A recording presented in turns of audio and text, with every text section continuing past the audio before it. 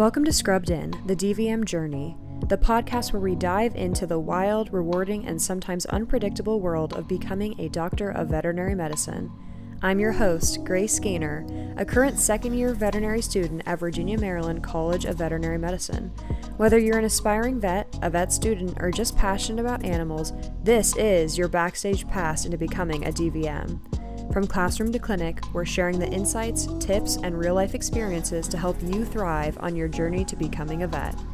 So scrub in, and let's get started.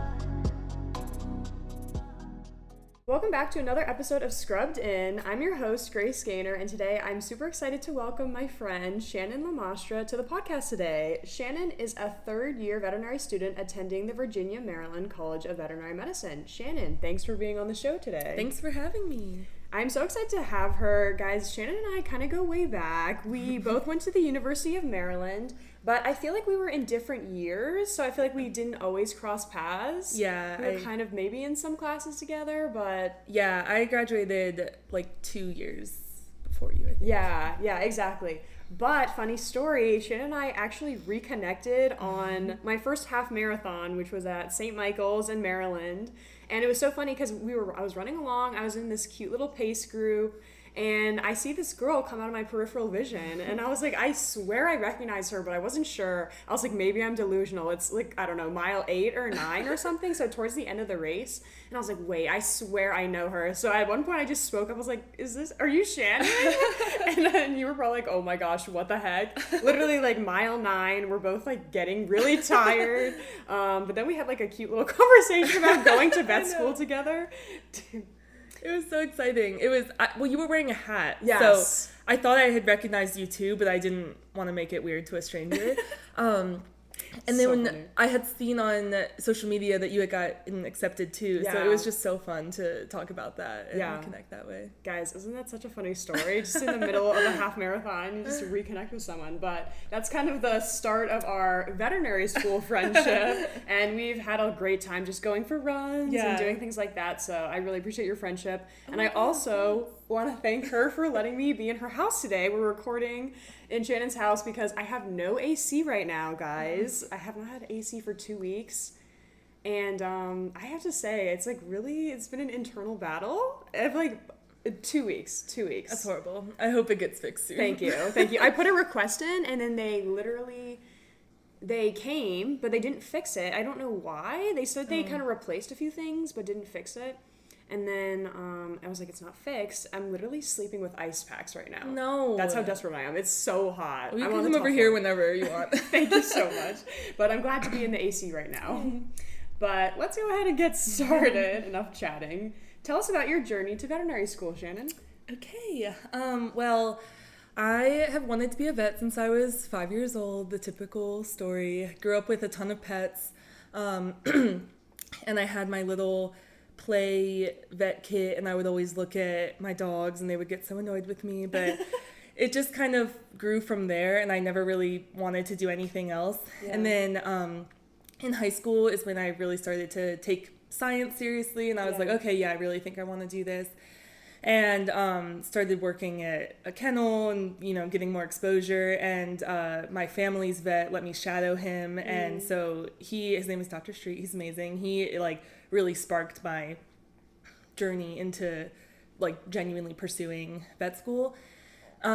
So went to University of Maryland, majored in animal science, pre-vet, met the most amazing people there, half our class is from there, which is so nice. Had a great time there. And I was on the track. I wanted to apply right away. In my junior year, I experienced a lot of health problems. I was really, really sick. Yeah. My grades plummeted. I failed 3 classes. It was horrible, and my GPA sank. And I was going to the doctor, couldn't figure out what was wrong, and then I got diagnosed with my celiac disease. So figured that out, but still had to figure my grades out because they just were not good enough. I applied 3 times, and so first time I applied, I was on the wait list. And so that was really hard because they send you the waitlist email before sending you where you are. So there's still that hope. And I was like, okay, great, on the wait list. And then I found out it was number 40 or something. I was like, okay, not getting in for Maryland. That's fine. I was devastated. Just kept working at my assistant job and gaining more experience that way. Second time, I was way more confident. I had retaken some of the classes to get better grades. And so I was like, okay, let's see if this will work. Just straight up got denied that year. And I was devastated. Yeah. It was so upsetting because I just thought I was improving my application. Yeah. But obviously everyone who applies is really, really qualified. So course. it was just, it was not my year. Kept working at my tech job, and then I applied the third time, and that's when I got interviewed and got in. So don't give up if you want to keep applying, but that's kind of my journey here. Wow, I love that story. I have 2 follow-up questions. The first one is, did you write about your celiac disease in your application to explain like why you had low grades? Yeah, I did. I battled with that because I didn't want to use it as a crutch, but I also wanted to explain myself.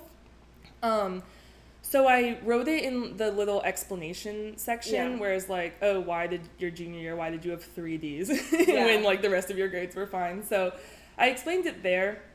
I don't know how much that comes into play when they look at stuff. I don't really know how that works.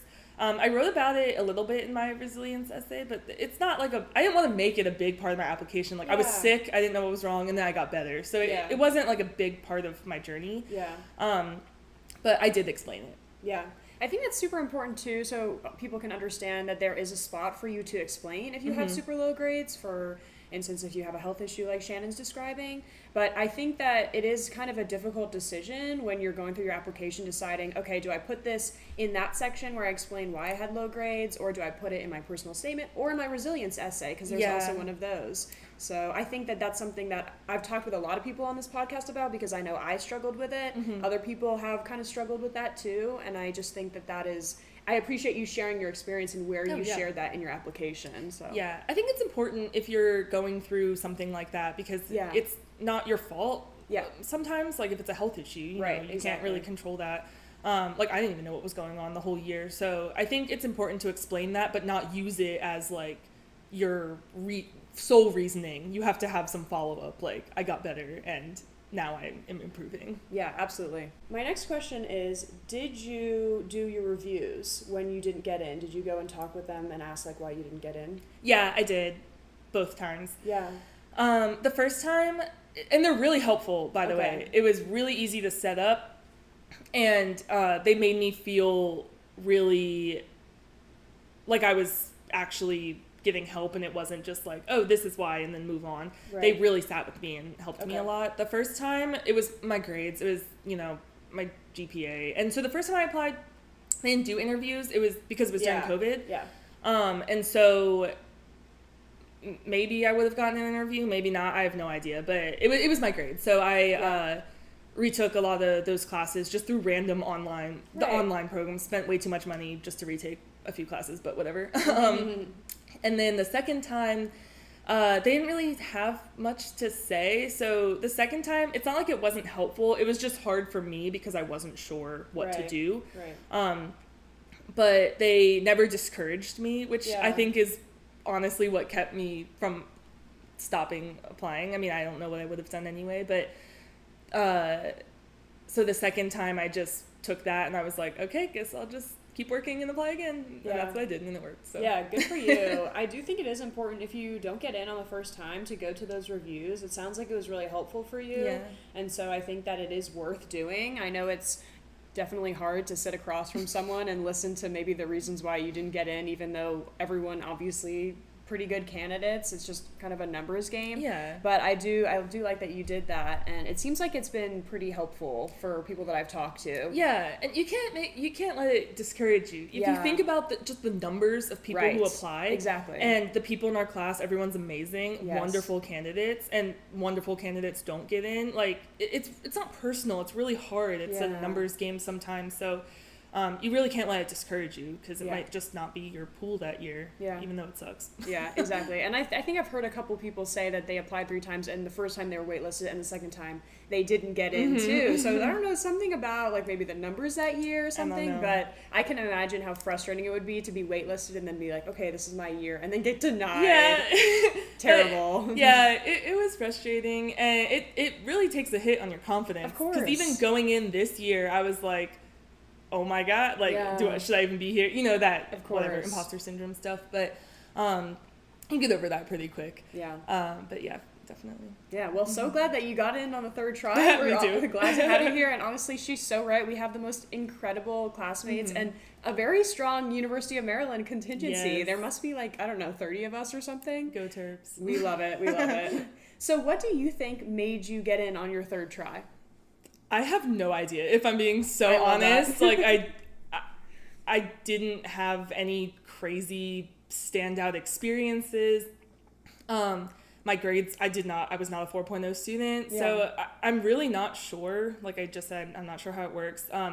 I spend a lot of time on my essays, and I have some unique life experiences, like not related to vet school at all. Yeah. So I think my essays may have had something to do with that. I wrote about a lot of personal stuff in my essays, like my sickness, and my dad passed away during my gap years, so I wrote about that a lot. And so I don't know if like me not focusing on vet related stuff at all in any of my essays maybe made them stand out. I have no idea. I don't know. It's so fair. I like to ask that question just because I know that when you've applied multiple times, you did a couple things to change your application, maybe try to make it a little more beefy or whatever. But it is interesting because when I ask that question, a lot of people don't know. I have no idea. And I want people to understand that because we really don't know why we got in. And I feel like that's an important thing to understand when you apply and you don't get in, because even when you do get in, you don't really know why. So it's kind of funny how that works. But again, really the whole point is to shed light on the process and to encourage people that if they don't get in, try again. So, well, thank you for sharing that. Yeah. But in addition to Shannon being an incredible student, Shannon is also a peer tutor, which I think is an awesome way to be involved in our community. So in your experience, what are some strategies that you think students can use to succeed academically in veterinary school? Yeah, that's a really good question because it's different for everyone. And it might be different for every course too. So true. I've really stuck with my same study method all throughout the first 2 years, and that worked for me, but I definitely know people who switched it up. Maybe even every exam switched it up. So it's really personal. Yeah. So I think that's why I like tutoring, because it's really nice to have that one-on-one to really find out someone's style. But overall, I think you can never go wrong with like the active recall part of it. Yeah. I use Anki all the time, and it really changed the way that I was able to retain the information. And I found that when I would be really serious about Anki, and that was the only thing I would use to study for that course, the final was a lot easier for me because I remembered so much because of the Anki. I also think that don't be afraid to change something, and it's really hard to say that because it's easy to get stuck in your methods and everything. But if something's not working for you, it probably won't work for the next exam either. So just realizing that and being like self-aware in that, I think is a good way to be able to succeed. Yeah, I love that a lot. And first I want to say, if something's not working, we need to define that, because if it's not working, it means you don't understand the material, you're not recalling the material. And I think that there's an important difference between that and just struggling on an exam. Because I know for me, a lot of times, I may not perform well on an exam, but if I go back to the exam review, which everyone should do, if you have exam reviews, make sure you go to them. You guys need to understand why you got something wrong. Like, is it because you didn't know the material? Is it because you misunderstood the question, or you read too fast and you accidentally clicked the wrong answer? I mean, I think it's important to understand why you're getting things wrong, because a lot of times I feel if I do poorly, I'm like, okay, I have to change something. But if I go to the exam review, I realize I actually knew the material, I just got tripped up on a question, or maybe I was almost to the right answer and just chose the wrong one. So I think there's an important aspect to trying to understand why you got something wrong, and having kind of a defined way, like, okay, if I do this, I'm going to change my method. But sometimes we don't need to be that drastic. And I'm just saying that because I'm that type of person that's like, throw everything out the window, it's not working. And then I'm like, okay, wait a second. Actually, it is working. I do know the material. I just, on this specific exam, with this specific question, I kind of missed the mark. You know what I'm saying? Yeah, that's a really good point. And that's what I try and tell some of the students I've tutored, you're studying to be a good vet, you're not studying to get a good grade on the exam. So obviously you have to pass the exams to pass vet school, but exactly what you were saying. It matters more that you know it, not that you like got 3 questions right on an exam. Yeah. I have another follow-up question. So Anki is a flashcard system for anyone who doesn't know what that is. I also use Anki, but I'd love to know, how do you structure your flashcards? Because there's so much information and I kind of struggle with, do I want to have every single flashcard on every single piece of material, or do I try to hone in on what I think is important? So how do you structure your flashcards? I normally hone in on the lesson objectives and do questions based on the lesson objectives. Sometimes I'll add in other stuff if I think it's important, like background knowledge to have. But I'll structure it where I have a deck for every class and then a sub deck for every subject. So like a parasitology deck or a pharmacology deck. And then within those, I'll do the lesson objectives and just do multiple questions based on that. Okay. So for a given exam, how many flashcards do you typically have? At least 100. Yeah. A lot. Yeah. I'm asking because I usually have like 200 too.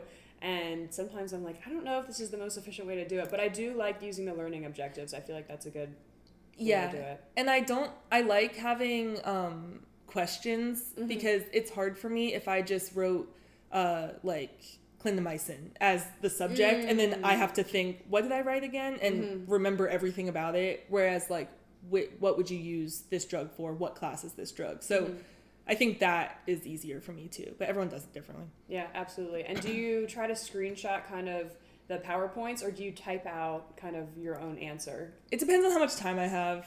I like to type it out, but sometimes in class I'll screenshot it. Like during eating and eliminating, where there was just so much material, I was screenshotting everything. Yeah. Like I wasn't typing anything because there was just no time. Shannon sits behind me in class. I see you do it. We're doing the exact same thing during class. But no, I like that because I think it is really important to do that active recall, and Anki or Quizlet is a great way to do that. It definitely gets a little tricky with having so many flashcards. I'm like, oh, there's 200 flashcards. I don't know if I'm going to remember all of these, but no, I think it's a great way, and I appreciate you sharing that strategy. Oh, yeah. What's the most surprising thing you've learned in vet school thus far? Honestly, most surprising is probably like how capable you can feel, if that makes sense. Yeah. So, like I kind of explained, coming in, I really didn't have a lot of confidence just because I wasn't always, like, I wasn't a straight A student in undergrad, and with my denials 2 times, I just felt really insecure coming in internally. So, but I think being able to really understand the material helped me a lot with that and apply it. And I think our curriculum helps with that because I'm able to, remember stuff from first year and apply it to now. So I think I surprised myself with like, just if you put in that work and dedication, like you genuinely can see the results, which didn't happen to me in undergrad. So that's been really surprising because I thought that school was going to be 10 times harder than undergrad. And for me personally, it's been a lot better. So that was surprising to me in a good way. Yeah, I love that. I do think it's so important to, figure out what your study strategies are. And once you figure that out, to stick with it. Because I kind of agree. I think that I've been able to be pretty successful in vet school, and definitely want to normalize. I was not a straight A student in undergrad, so I think that it's important to note that, people come in and they're not straight A students. I know there's kind of a stereotype there where you think vet students are, straight A students, they always get everything right, but definitely not me. Not me. So I do like that you mentioned that. But yeah, I think it's so true. You put in the hard work and you do see the results. So I also think it's cool because we went to the University of Maryland in the animal science program, and although we weren't straight A students, they had a very strong curriculum that prepared us for vet school. Yeah. So I think that obviously you can go to a plethora of different colleges, and some may be, easier than others based on what courses they offer. University of Maryland offered us a lot of anatomy and physiology courses that have really helped, at least me, succeed in this curriculum and really prepared us for what we were going to have to learn in vet school. And so I do think it's important, if you all have the opportunity and the financial ability to go to a college that has a strong animal science program like that can really help you when you get to vet school. Again, you may not come out with straight A's, but you will be so much better off than if you went to maybe a college that didn't offer those kind of courses. because you'll be seeing things over and over again in vet school. Taking anatomy at UMD, animal anatomy at UMD was so helpful. So helpful. Oh my gosh, it was so helpful. Yeah. I would see like Snapchat memories from Same. UMD of me labeling before I had like an iPad or anything like that on my Snapchat, labeling like the different parts of the humerus and stuff, and then it would show up and I'm like, wow. So true. I have the same thing. It's really funny. Back at UMD, I think they gave us iPads that we could label on, and we would like send them to ourselves or something, but we didn't actually have iPads at that time. No. So it's really funny. But how do you deal with stress in veterinary school? Good question. I think I just take it a week at a time, and I try not to like look too far into the future about it, because even right now you can always work yourself up thinking about the NAVLE or how hard these third year classes are going to be, or even how hard the final is going to be, or something like that. But I literally just structure in my brain school 1 week at a time, and I'm like, okay, if I can just work really hard this week and do the best I can this week, then that's 1 week down, and then I'm good for the weekend, and then I can start again next week. And I always find time to get my runs in, of course, which is a big stress reliever.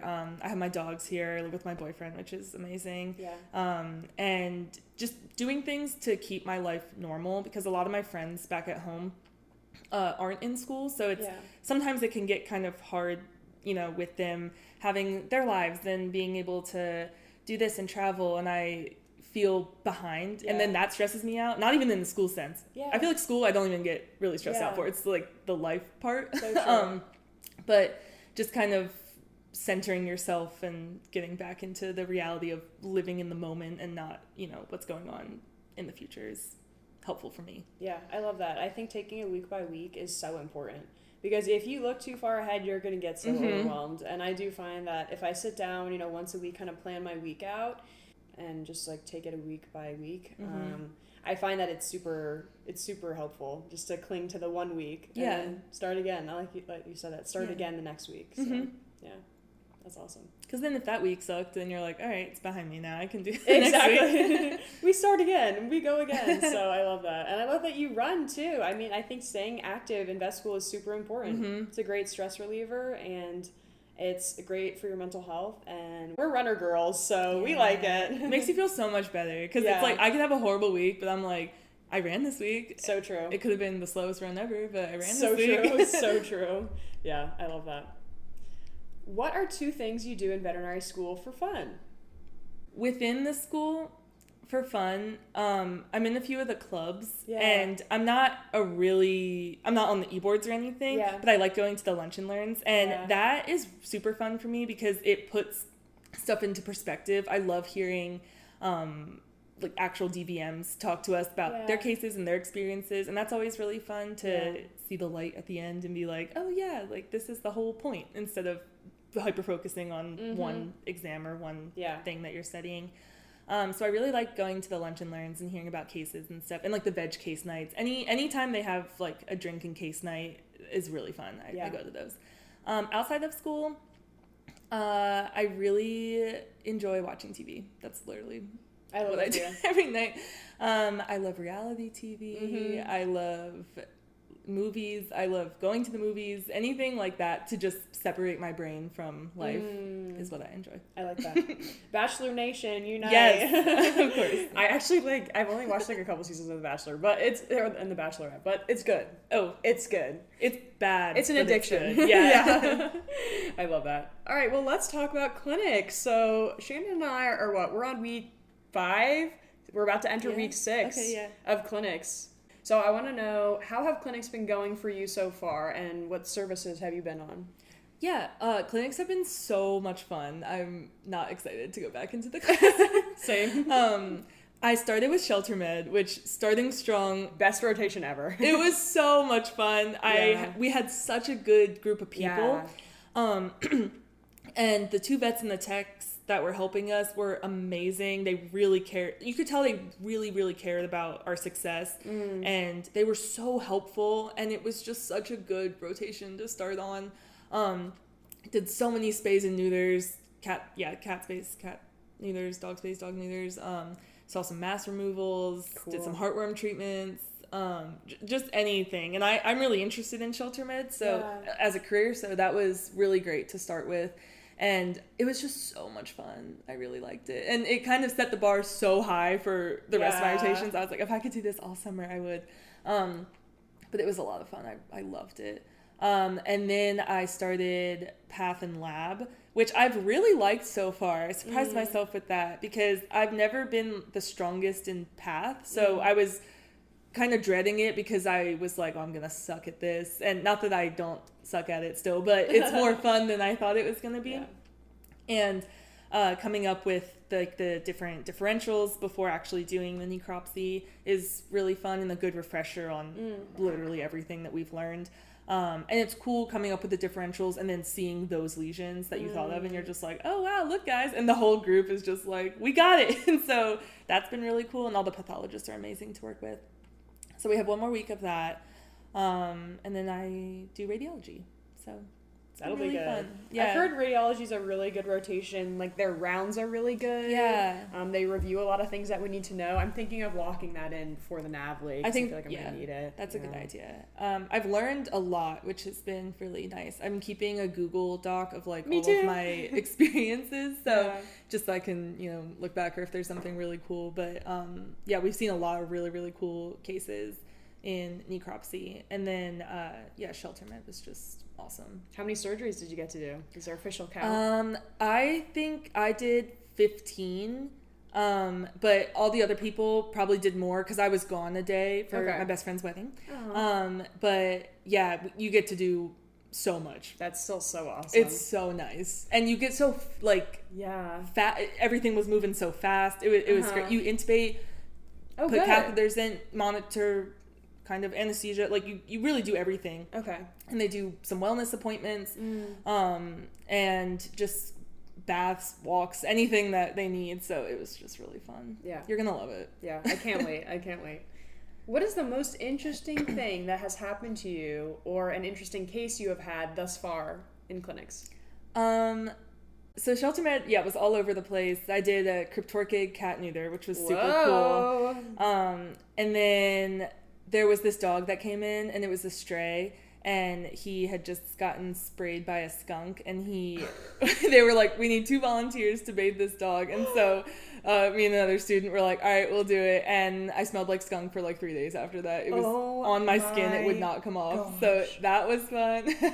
He was a nice dog, so it was totally fine, but you never know what's going to happen in shelter med. So that's what I liked about it too. You would go in and have just like no idea what was going to happen that day, which I really liked. What do you bathe a dog in? That's been we used like every single shampoo that they had in the cabinet. We were like, let's just try anything. And it didn't work. He literally still smelled like that by the time we left. That's horrible. But it was fun though. Oh my gosh. That is really funny. I like that a lot. If you could go back in time and give one piece of advice to your pre-veterinary self, what would that piece of advice be? Probably just to, don't be so hard on yourself with everything. Like I was so hard on myself when I got sick because I just ruined like so much of what I had. It seemed like I had ruined what I worked for.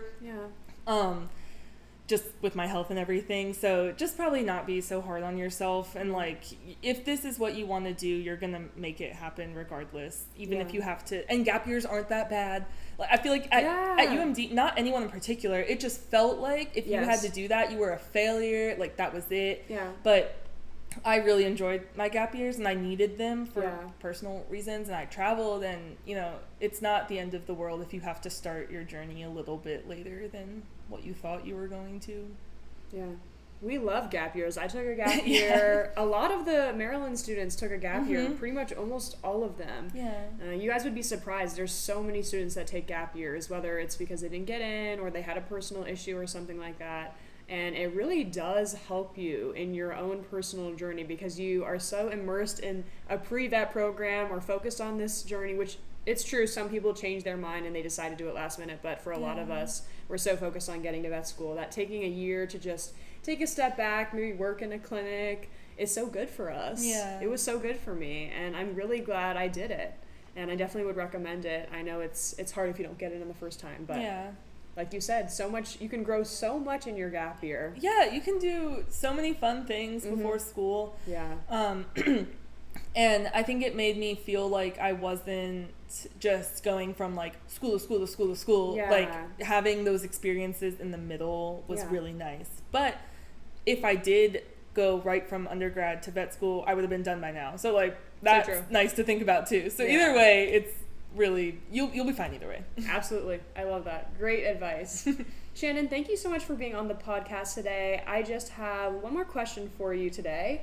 And that question is, what is one thing you are looking forward to when it comes to working in veterinary medicine? Ooh, that's a good question. I'm really looking forward to the collaborative aspect of it. I really want to work at a practice with multiple doctors and multiple technicians, assistants, people shadowing, like as many people who want to be involved in the case as possible. I really love working with other people. So I'm really looking forward to like learning from my colleagues and the techs and learning the best way to do it out in practice, not just the gold standard of what we learn in school. So I'm just really looking forward to meeting all the wonderful people in this profession. And enjoying it. Enjoying it. We're gonna enjoy the heck out of it, and definitely excited to collaborate not only with the people that we're in practice with, but also our classmates. That'll be fun. I know I've already so many times I've like thought of people that I'll call for random stuff and be like, I have a classmate who's good at this. I think it's awesome. We have such a great group of people in our class, and I'm definitely going to be calling you guys up if I need help with something. So I keep telling everyone, I'm like, I'm genuinely like trying to be friends with as many people as possible in our class because I want you guys to know who I am. So when I call you in 10 years and I'm like, I need help with something, you're like, oh, I remember her being friendly. We should make like a Facebook page and be like, put your cases here. Literally, we should. That's such a good idea. Let's do that. Well, thank you again so much for your time, Shannon. I really enjoyed interviewing you today and getting to know you a little bit better and having you share your story with everyone. So thank you so much. My name is Grace Gaynor, and I just interviewed Shannon LaMastra, and we are Scrubbing out. Good job. That was so fun. That's a wrap for today's episode of Scrubbed In, the DVM Journey. Thanks for tuning in and being a part of our community of future vets and animal lovers. If you enjoyed today's episode, don't forget to subscribe, rate, and review. It helps others find the show and join the conversation. And if you have any questions or topics you'd love to hear about, feel free to leave us a comment. I'd love to hear from you. Until next time, keep scrubbing in, and remember, the journey to becoming a DVM is one step at a time.